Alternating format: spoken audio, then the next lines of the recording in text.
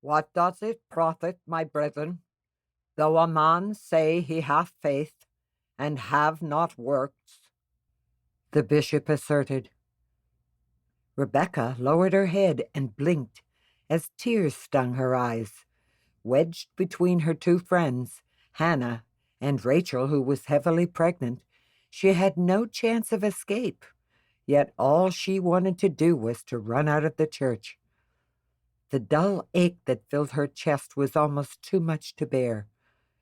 She had been faithful all of her life, even as a child. Yet no amount of faith would make her fertile.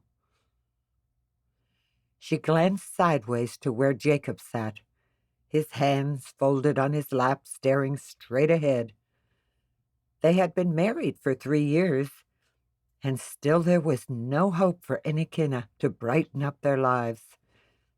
It was a colorless existence, filled with daily chores.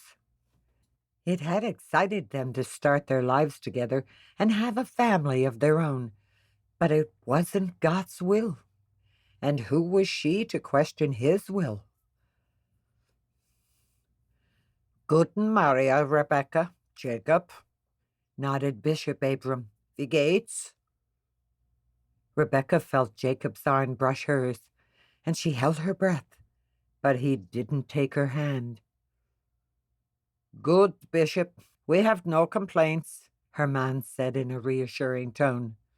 The bishop smiled and nodded before reaching to place a hand on Jacob's shoulder. I was wondering if I could have a moment with Rebecca. Curiously, Rebecca glanced at her dot. What would he want to discuss with her that would not involve her man? Yeah, of course, Jacob nodded. I'll go join the others so long and see if I can offer a hand over there. With no protest, he ambled towards the crowd gathering for lunch. Emptiness swirled around inside her as she watched Jacob, the man she had married, who had been so full of life and adventure, was a distant memory. She had resigned herself, knowing they would never have kin of their own. It was no one's fault, but the heavy cloud that hung over their heads was surely suffocating their relationship. She shook off her concerns and turned to her dot. What did you want to discuss? She asked curiously. Come, let's take a walk, he said, and she fell into step beside him. How are things between you and Jacob? Formalities flew out the window as the dam walls broke, and tears streamed down her cheeks. Dot, I don't think he loves me at all. She gave one sob as she tried to rein in on her emotions. How she managed her composure despite everything inside her rattling like a piece of jelly was a mystery. But she kept her shoulders tucked back and her chin tilted up. Ach, min Tochter, you know that is a lie straight from the devil. Is it? She challenged.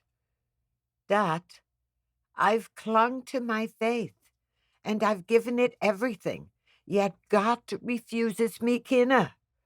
Do you know what this is doing to Jacob? Her dad clasped his hands behind his back as they came to a stop on top of the hill near the large oak tree. This is why I wanted to speak with you. Rebecca shot him a glance. Shouldn't you speak to us both, then? Perhaps.